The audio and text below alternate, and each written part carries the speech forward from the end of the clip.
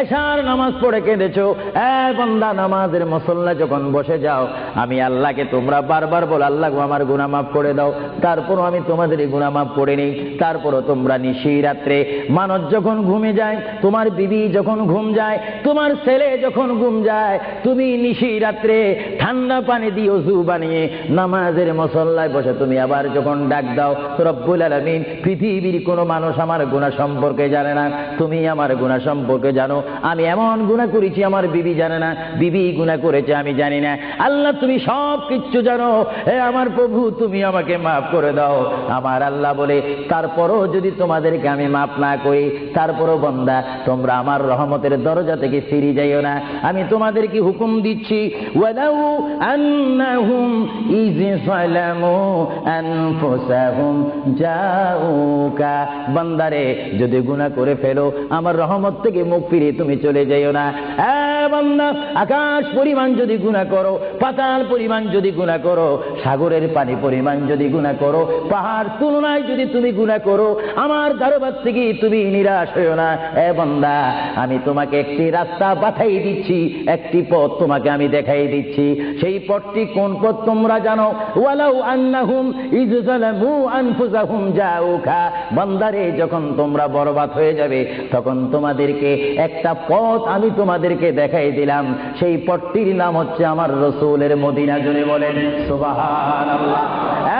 বান্দা, আমার নবীর দরবারে গিয়ে কেঁদে কেঁদে তোমরা বলো, ইয়া রাসূলুল্লাহ, ইয়া হাবিবাল্লাহ, আয়া আকা ইয়া রাসূলুল্লাহ।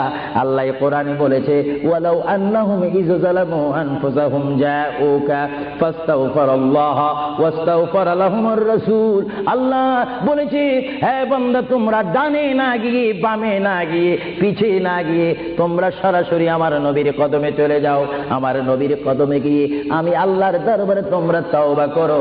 তওবা করতে করতে তোমাদের চোখের পানি যখন বাইর হয়ে যাবে, আর ওই মুহূর্তে যদি আমার বন্ধু যদি তোমাদের জন্য আমার দরবারে সুপারিশ করে, আমি আল্লাহ তোমাদেরকে ওয়াদা দিয়ে দিলাম, গ্যারান্টি দিয়ে দিলাম, আমার রাসূল যদি তোমাদের জন্য আমার দরবারে সুপারিশ করে, সঙ্গে সঙ্গে বান্দা তোমার অতীতের জীবনের কবিরা সগীরা গুনাহ মাফ করে দিব। জোরে বলেন সুবহানাল্লাহ, আরো জোরে বলেন।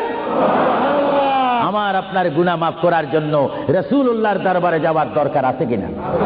চিৎকার জীবন আছে কিনা?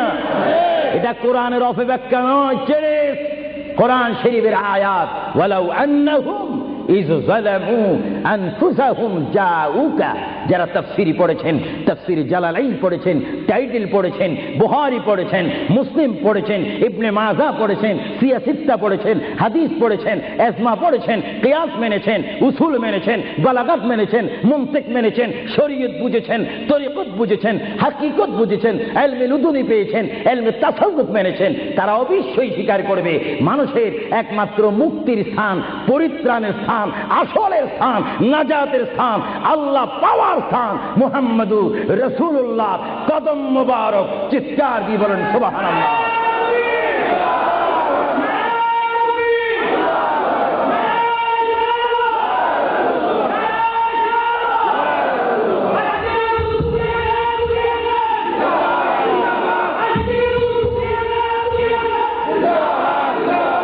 আপনারা সেই রাসূল চান কি চান না? অবশ্যই চাইবেন, না চাইলেও চাইবেন।